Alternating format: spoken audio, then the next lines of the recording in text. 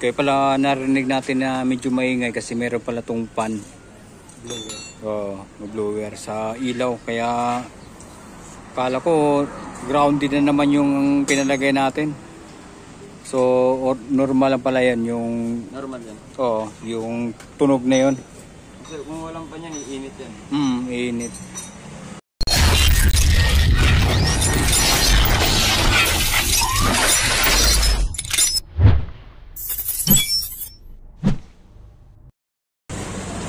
Yo, what's up mga kamarik? So andito tayo ngayon sa may ACFBB at magpapayos tayo ng ating motor, magpapa-wiring tayo.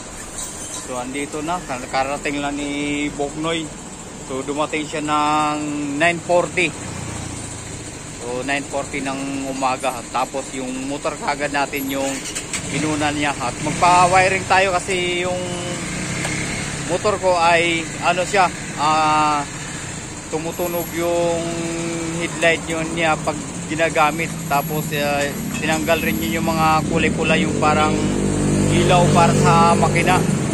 So ibabalik natin, saka bagong bili natin yan sa Quiapo. So yan si Boknoy, tinanggal na niya yung headlight ng ating motor.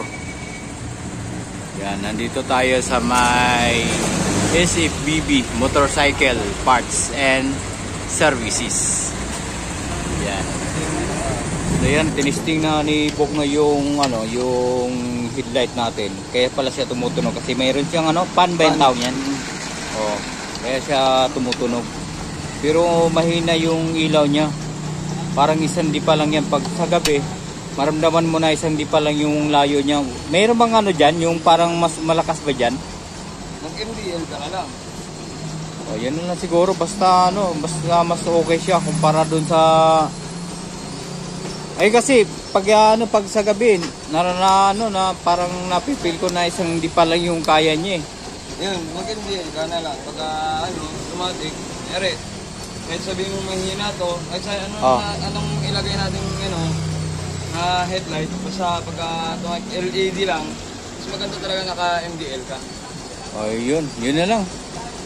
Kung merong available dyan, yun na lang ilagay natin dyan. Oh, kasi hindi talaga pansinin eh. Hindi pansinin talaga yan. Kahit sa anong headlight na LED.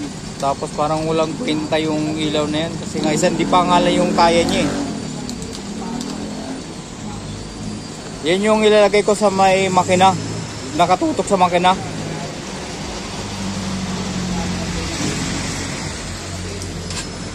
Tapos ito gumagana pa yata to eh. Ito, tong luma. Gumagana pa yata yan. Itutok lang yan sa sa gulong siguro. Ito. Gulong sa may likuran.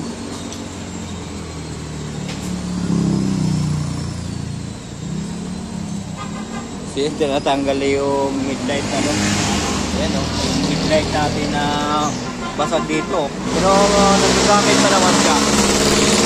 Yan. So bala ko na tanggalin yung decals nito pero hinayaan ko muna. So yan yung maliit ating ilaw sa ating motor, yun sa may baba ng headlight. Pinalagyan natin ng ilaw ulit. Kasi nung nakaraan na pinalagyan natin yan sa 10th Avenue dun sa may Caloocan, nalusaw siya kasi siguro grounded. Kaya ang ginawa, tinanggal na lang lahat ng mga ilaw. Yung dito sa may headlight, saka yung sa may ilalim ng makina, yung nakatutok dun sa may makina na na kulay pula, eagle eye. So tinanggal na rin yun kasi iniwasan nga yung yung mga grounded yung ilaw natin. Kaya ang ginawa ko ay pinakabit ko ulit kay Boknoy. Ay si Boknoy So pinapaayos natin ulit yung ilaw ng ating motor kasi para maganda tingnan yung yung nailawan yung makina na kulay pula. So medyo astig yung tingnan. So ayan si Boknoy, siya yung siya yung tagagawa ng natin ng ilaw. Siya yung nagwa-wire ngayon. So dito na to, malapit na to sa amin. Siguro nasa mga pang-apat na kanto itong area na to. Malapit lang. So hindi na tayo pumunta sa Caloocan. So yung gumawa nito ay nagmo-monitor sa atin si Angelo. Yung nagwa-wiring nito at saka yung tatay niya. Sabi nga niya magpapawiring tayo ulit doon. Pero siyempre hindi na pupunta doon kasi masyadong malayo. Kaya buti na lang si Buknoy, lagi nating hinahanap, nandito lang pala. So bumalik siya ulit dito sa may SFBB. Dito kasi siya naka duty talaga. Tapos lumipat siya doon sa may malapit sa amin, sa may Topacio Street. Tapos bumalik siya ulit dito. Kasi yung sabi niya, binuha raw siya ulit ng may-ari nitong SFBB. Si man yung may-ari nito eh. So andito tayo ngayon, nagpapa-wiring. So yun guys, andito tayo sa may SFBB Motorcycle Parts and Service. So ayan, ito yung mga kasama ni Buknoy. Yung iba dito, yung mga matatagal na talaga eh. Tapos nandito naman yung motor natin. Ayan, naka-open pa siya kasi maliit na box lang to eh. Kaya hindi magkasya yung nilagay natin. Yung jacket natin nandito rin nakalagay oh. So ongoing yung dito, yung paglalagay ng wiring ni Buknoy. Yan. Noong nakaraan nalate tayo ng 30 minutes kasi hindi gumagana tong yung connection sa may gas papuntang karburador. Hindi tumutulo yung gas dyan. Buti na lang pagpunta natin dito sa may SFBB, nandito si Buknoy, hindi pa nakauwi. Kaya siya yung tumulong na na patuluin yung gas dito. So kaya pala hindi siya umaandar ng almost 30 minutes kasi hindi siya nagdi-distribute ng gas. Sumbutin lang andyan si Buknoy, siya yung tumulong sa atin. So ngayon ay okay na to siya. May tumatagas na dyan na gas. At pati yung makina nito, may mga bakat. Hindi pa natin napalinisan. Pinantay natin si Buknoy na dalawa yung inaayos niya ngayon Yan Yan. So, dahilan natin. Ang pinapagawa lang naman natin ay wiring lang ng ating motor. Kasi nga, gusto ko may ilaw na kulay pula dun sa may nakatutok sa may makina para medyo astig tingnan. Kasi yung nagpa-wiring tayo, tinanggal yun tapos pinapabalik na natin. Bumili tayo ng 2 pares. Si Brian yung bumili sa Quiapo. So ayan, antay lang tayo na matapos. So yan ay ongoing na po na nagwa-wiring si Buknoy. So tinanggal na yung clearance dyan malapit sa may tangki at kinabit na yung ilaw, yung kulay pula na ilaw. Yan. Gusto kasi yung nakatutok sa may makina. Ano lang yan, parang burluloy lang yan.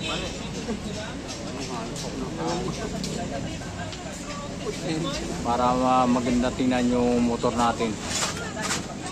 So gagamitin muna kita, kahit na pinahamak mo, gagamitin kita hanggang pwede pa. At hindi pa tayo nakakabili ng bago. So nagdidepende pa rin yan sa driver.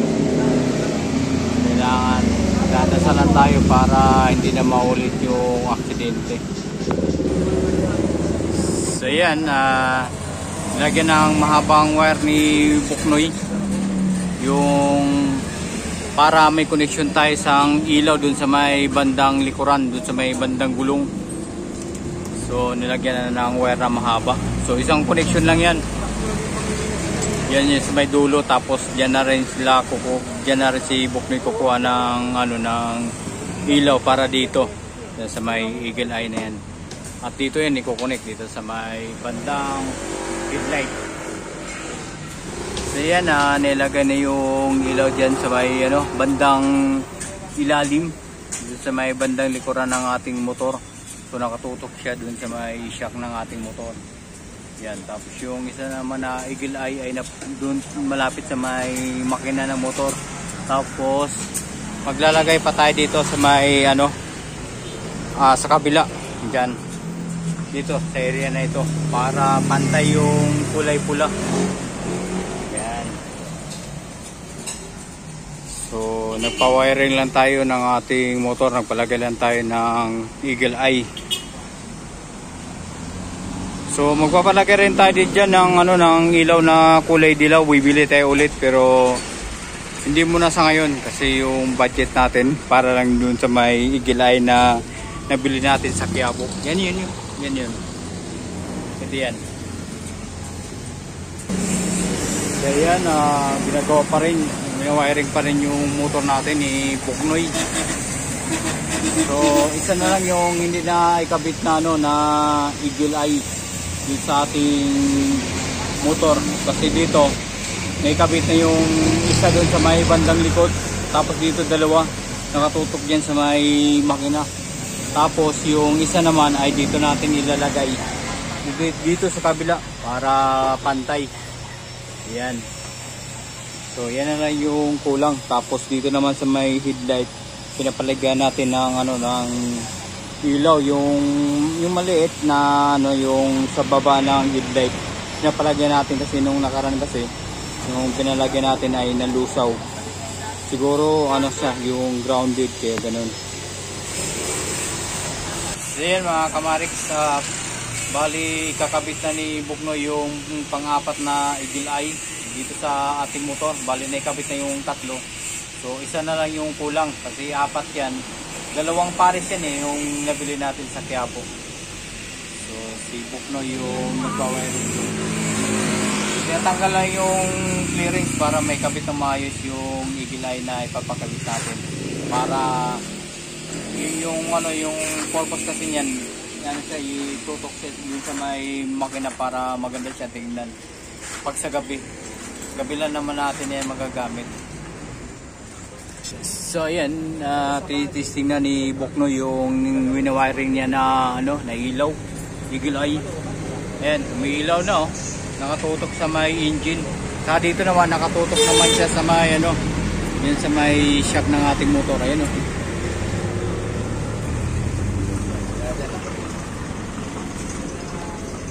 Yan Yan. So okay na. Dito sa kabila, umiilaw na ba? Ayan, umiilaw na rin pala. Ayan. So okay na. Ayos na pala. So yung kulang na lang natin ay yung sa may headlight, saka yung sa may sa may ano ba tawag doon? Charger ng ating motor. Yan. Ito, ilalagay na. Diyan nilalagay. Dito na lang. Dito sa ilalim. Ganyan. Bira na naman magagamit yan pag mga malayaw lang na biyahe kasi minsan bumiyahe ako ng papuntang Rodriguez Rizal. Nalubat ako 20% nung dumating ako doon, kaya yung yung subject ko hindi ko na napuntahan kasi na lubat. Kailangan kasi meron akong charger para hindi malubat yung cellphone ko kasi nag-iisa na ito yung cellphone ko wala itong kasama. Yan. So yung pinakabit natin na Eagle Eye ay okay na, naikabit na siya.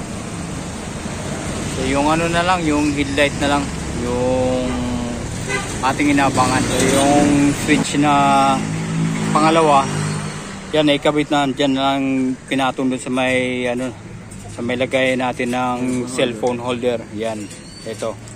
So dyan natin kinakabit yung isang switch. So ito yung yung una, tapos yan naman yung pangalawa. Ang ilaw naman yan, yun yung pinakabit natin na Eagle Eye. Yan Tsaka ito, at saka dito sa may loob, yan. So ayun, nakikabit na. Nantayin na lang natin na matapos to lahat. Tapos ito na lang yung kulang, yung headlight, kasi naikabitan na rin yung yung charger ng ating motor. Yan, si Buknoy yung gumawa ng Waway boy. Diyan tayo nagpa-wiring kay Waway Boy. Yan, Waway tingnan mo naman yung sombrero niyan. Ba? So yan. Ayan, gumagana na yung ilaw natin. So kinakabit na yung headlight. Yan. Pero yung ano, yung tinitesting yung maliit na ilaw, yung baba ng headlight, gumagana na siya. Kaya ikakabit na lang siya, tapos ibabalik yung headlight dito sa may ating motor. Kaya magiging okay na yan. Babalik lang itong mga bearings dito kasi okay na yan, no? Ano? So pag ganitong araw, hindi pa masyadong ano yan, kita. Kumbaga gumagana lang yan kapag sa gabi. Kitang kita yan yung kulay pula na yan. So kasama dito sa may ano, may ilalim.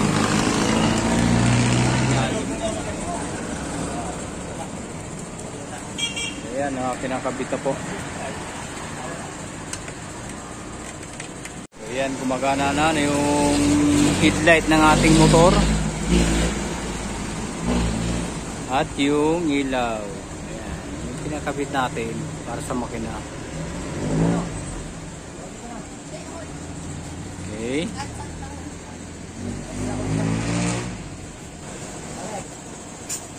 So, ayan, nilagyan na ng ano, ng electrical tape. Yun yung mga dugtungan para kita. O para hindi magdikit yung wire, kailangan lalagyan ng electrical tape. Yung dalawa. Kaya pala narinig natin na medyo maingay kasi meron pala tong pan. Blower sa ilaw. Kaya kala ko grounded na naman yung pinalagay natin. So normal lang pala yan yung Normal yan. Yung tunog na yun. Kasi kung walang pa yan, iinit yan. Iinit. So ikakabit na lang yung bearings at saka yung sa headlight natin. Kaya ayos na yan.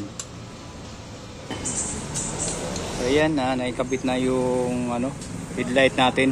Bearings na lang yung ikakabit yan sa may ano, magkabilaan. Ayan, ang oras natin ngayon ay 12:30. So bali halos mag 3 oras na tinira ni Boknoy itong ano, yung pagwa-wiring ng ating motor. Ayan, yan si Boknoy, yan yung nagwa-wiring ng ating motor. Thank you. Tapos bali halos 3 oras niyang ginagawa yung pinapawiring yung ating motor. Halos 3 oras, tapos nagbabayad siya ng almost 500.